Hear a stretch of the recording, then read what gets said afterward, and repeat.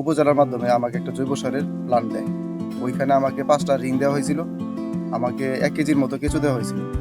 তো ওইটা থেকে শুরু করে আমি আস্তে আস্তে আপনার, যখন আমার ওই সময় উৎপাদন ছিল 200 থেকে 250 কেজির মতো, তো আস্তে আস্তে আমি নিজে ব্যবহার করার পর যখন নাকি মোটামুটি আমার একটা উপকার পাই, আমার কৃষি সেক্টর আছে, সবজি চাষ করি, বিভিন্ন কিছু করতাম।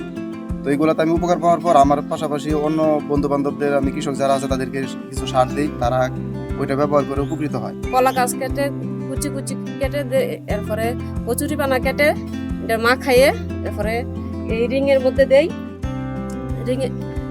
রিংয়ের মধ্যে দেই। রিংয়ের মধ্যে দেওয়ার পর এই তারপর 15 থেকে 1 মাস পর কেঁচো ছাড়া হয় এটার মধ্যে।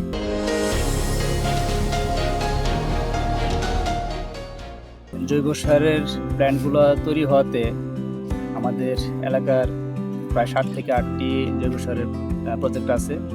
প্রতিটিতে প্রায় 10 থেকে 12 জন লোক খাটতেছে।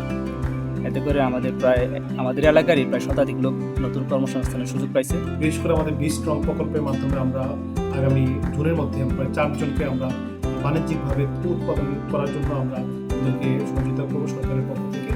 আর এটি জনপ্রিয় করার জন্য আমাদের যে প্রদর্শনী কৃষকদের সার বীজ দিই, এখানে আমাদের প্রতিটা প্রদর্শনীতে কৃষকদেরকে প্রায় 100 থেকে 120 কেজি পর্যন্ত জৈব সার দেওয়া হচ্ছে।